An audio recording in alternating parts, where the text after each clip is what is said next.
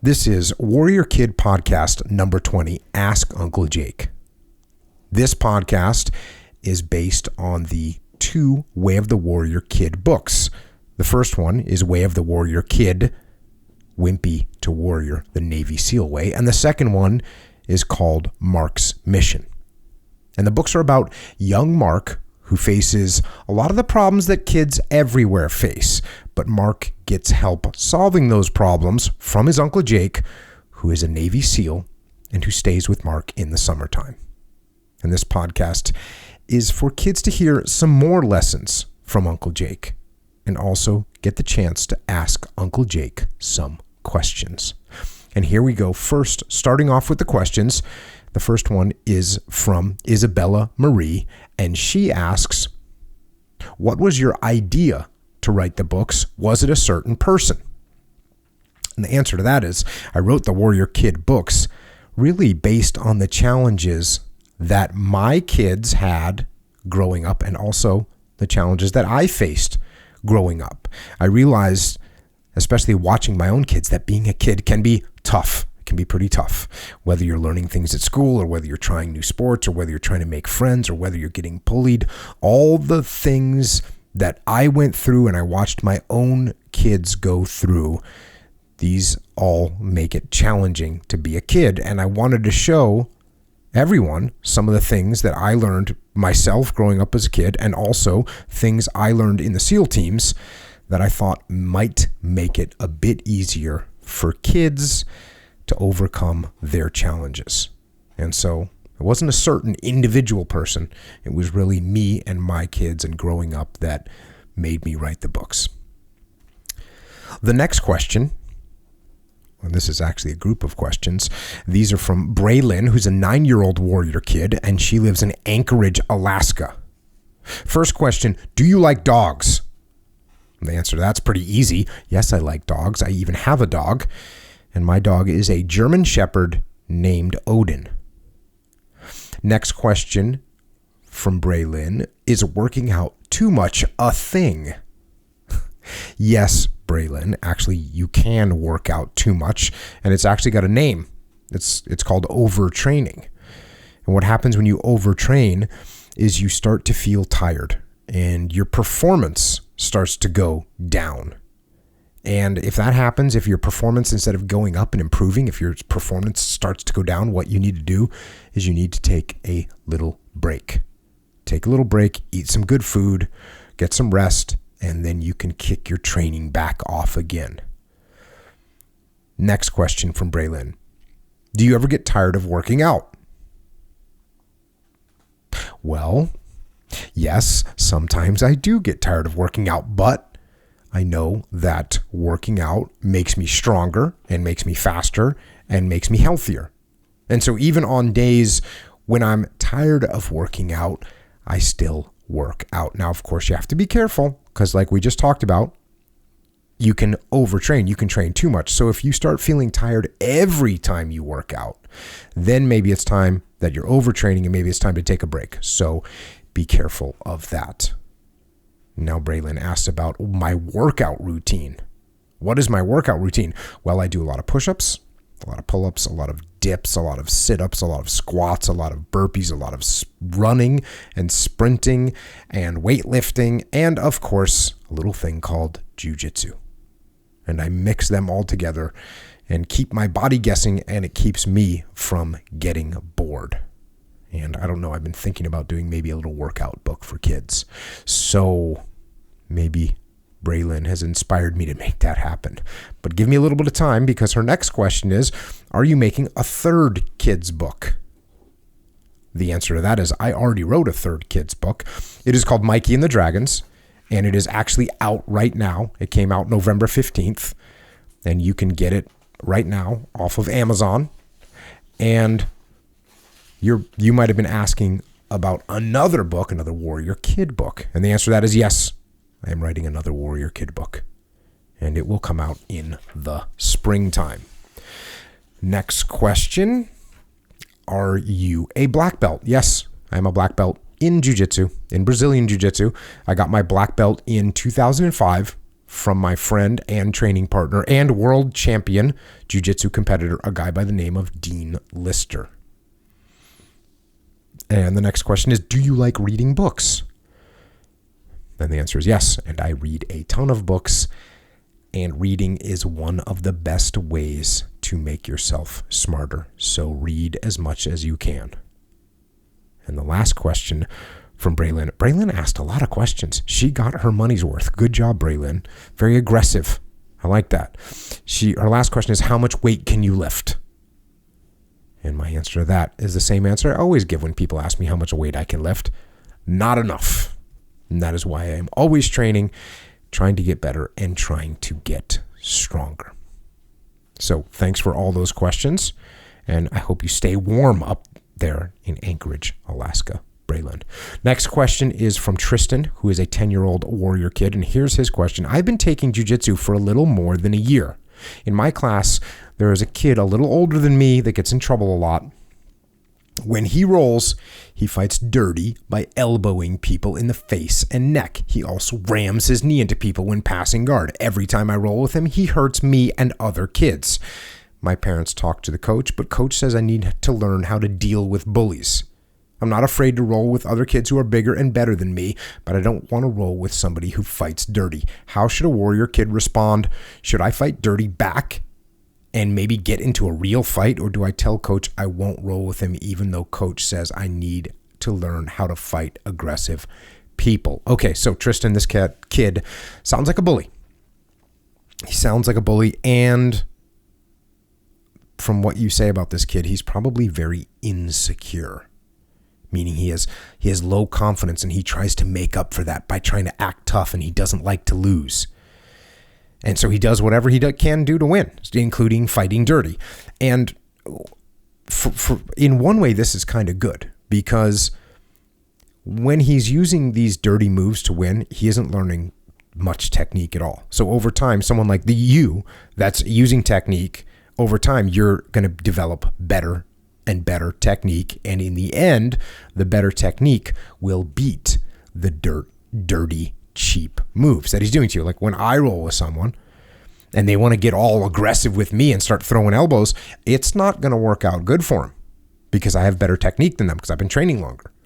And that's where you're eventually going to end up with this character that you are rolling with, who's being over aggressive. So what I'm saying is the more you train with him, the better you are going to get, but he actually won't be getting much better because he's relying on these brute techniques, these brute moves and these rough moves. And those aren't really techniques at all. So you're going to get better over time. And eventually you'll be able to stop his techniques, even his rough techniques. And every time he puts his elbow in your neck, you'll push that elbow aside and take his back. Or every time he puts his knee, you'll replace your guard. So you'll figure those things out. Now, the other thing you have to ask yourself is why is he acting this way? And when you get a kid that's acting this way, you have to ask yourself, what is making them act this way? Maybe he doesn't feel like he's any good, right? Maybe he feels like he doesn't have any friends. Maybe he gets, something. It could be something like he gets beat up by his older brother or his older sister, and he feels like this is his time to beat someone up. It could be anything, right? It could be anything.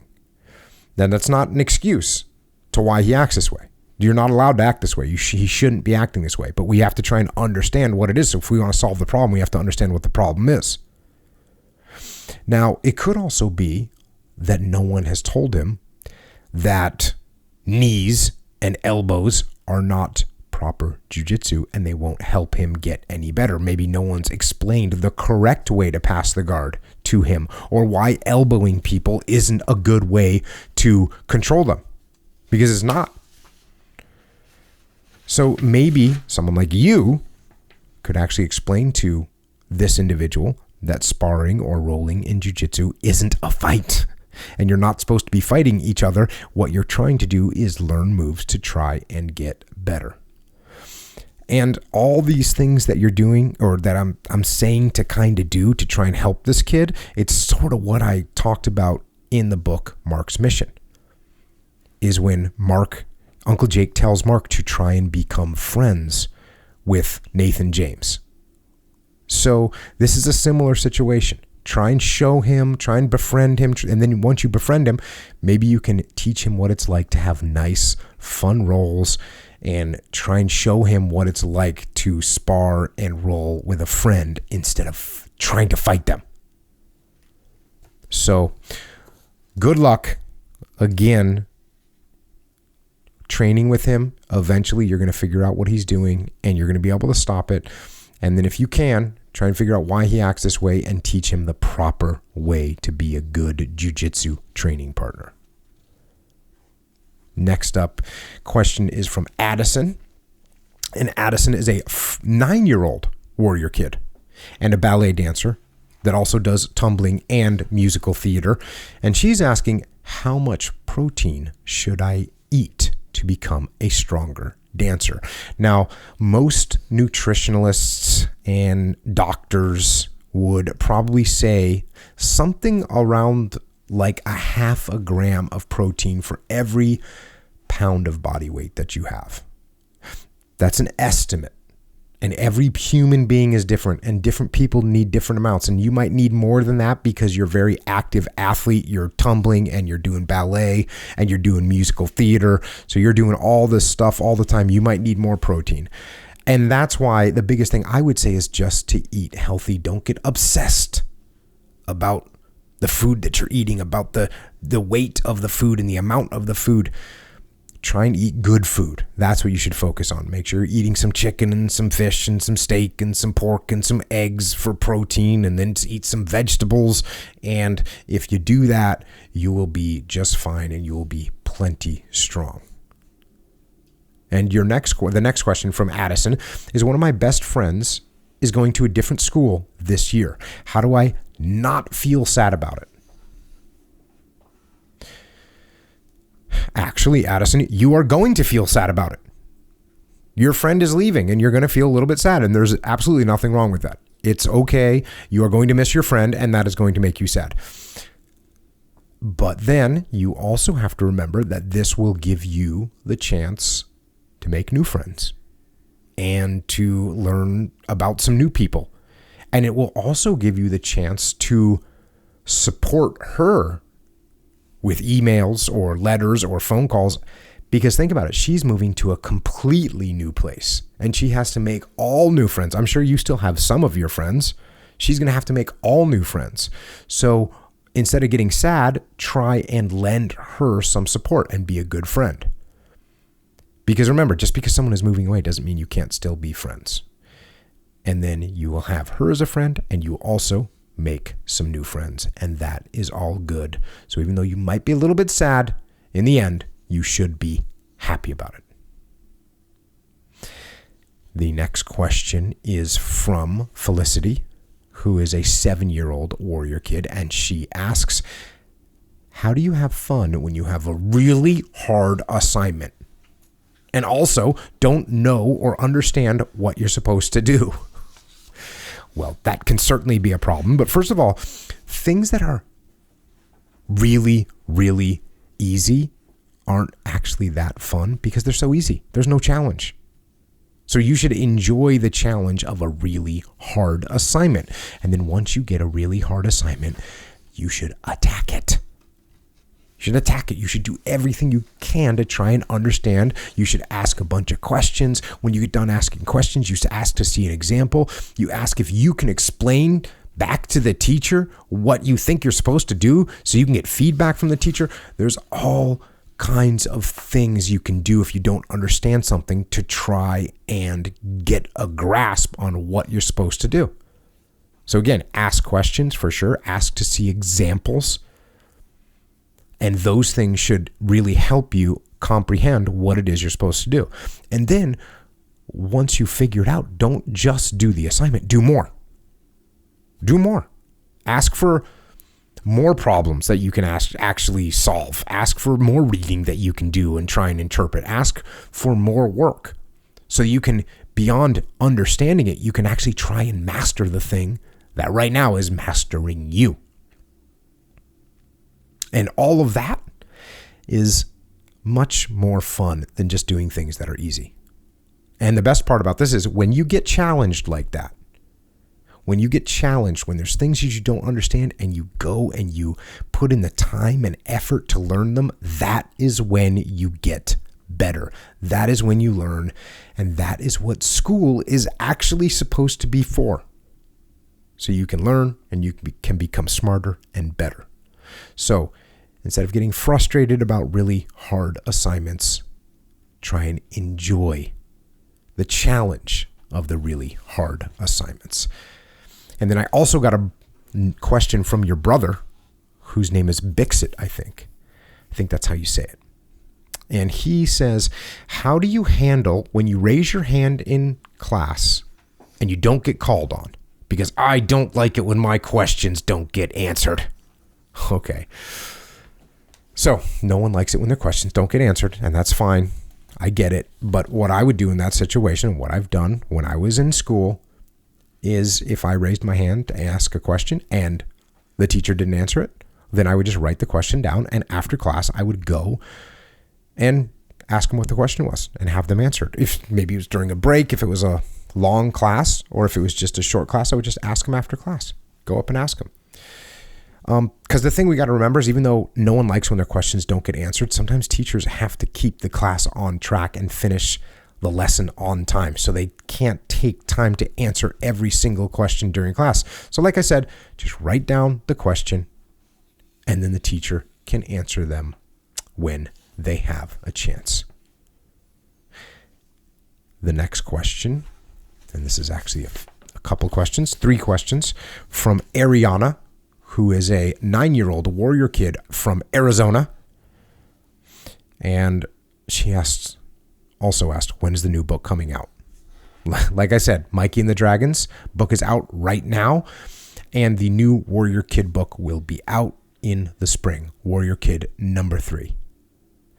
Next question is, are you going to have more guests on your podcasts? And the answer is yes, I definitely will. I've only had one so far, Dave Burke, the Marine Corps jet fighter pilot. And I will definitely have some more guests on the podcast so they can tell you what they think about things. And the last question from Ariana is, what are a couple of ways to earn money for a 9-year-old? And this is the answer to this one is actually in the book Mark's Mission. Because if you remember in the book Mark's Mission, Uncle Jake tells Mark, find something that people don't like to do and then do it for them. So whether that's mowing lawns or pulling weeds, like what Mark does in Mark's Mission, or shoveling snow, or sweeping driveways, or cleaning cars, or raking leaves, anything. There's so many different things that you can do if you pay attention to what people need done, but they actually don't want to do. Another thing you could do is you could do sales. You could sell something. And you see this all the time. You see people, kids in the summertime, they make lemonade or iced tea stands. And then when it's cold outside, they can make hot chocolate or coffee or tea. And you can sell those things. So that's another way to make money. There's all kinds of different ways you can make money. You can help out your parents around the house on some chores that are maybe a little bit outside your normal chores that you should just do as a kid. So all kinds of ways you can help out. And you just have to look for those opportunities. And good luck with that, Ariana. And I think that is it for questions. And I wanted to read a quick story from Uncle Jake about when Uncle Jake was a kid and how he learned a little something about life. So here is a story from Uncle Jake.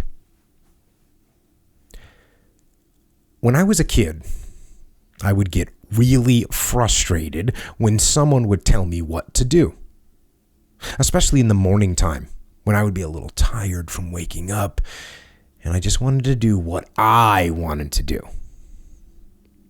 But then every morning my dad would say, make your bed. And my mom would say, brush your teeth and get ready from school. And they'd say, get your shoes on. And they'd be telling me what to do all morning long, and I would find it so frustrating. It just never seems to feel good when people are telling you what to do.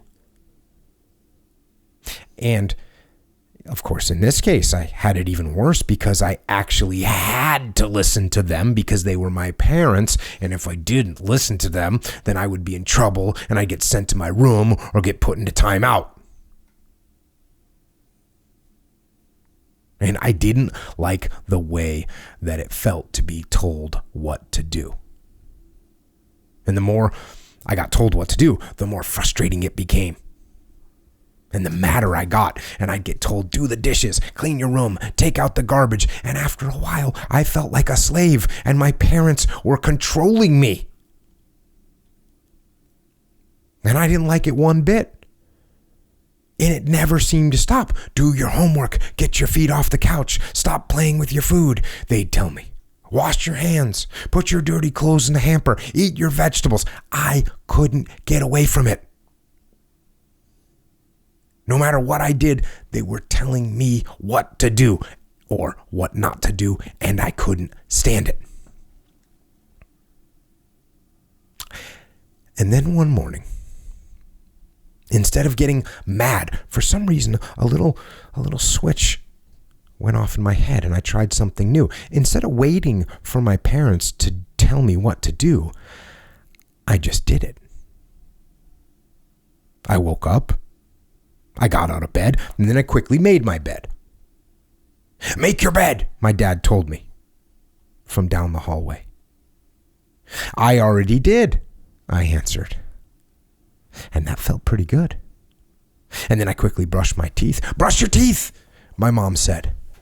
I already brushed them, I told her. Yes. Then I rushed downstairs and I got my bag ready for school just in time for my dad to say, get your bag ready for school.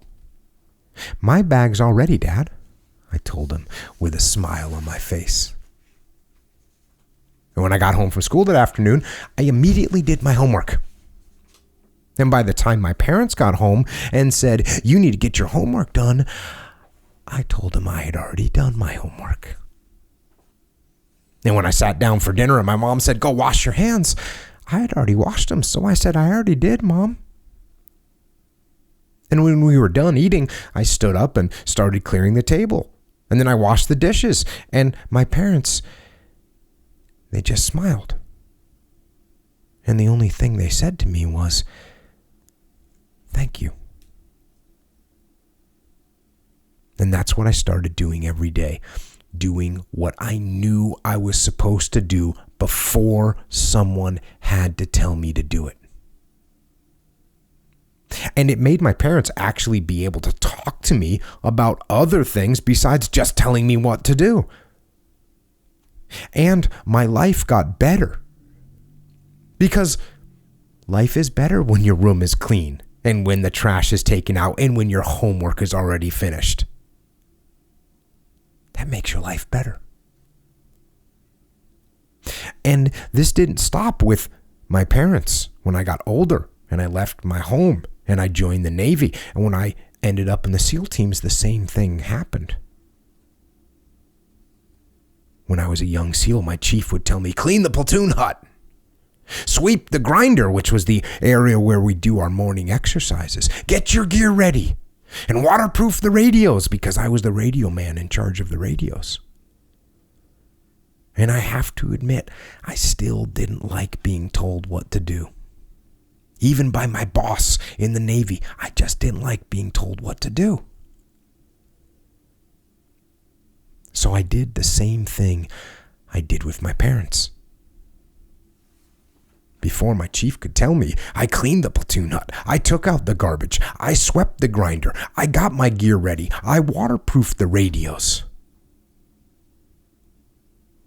I did what I knew I was supposed to do. And that made me a better SEAL who could be relied on to get things done. And that is one of the lessons I learned growing up and relearned it and reaffirmed it in the SEAL teams. Do the things you are supposed to do before someone tells you that you need to do them, because life is better when you get things done. So go ahead and do them.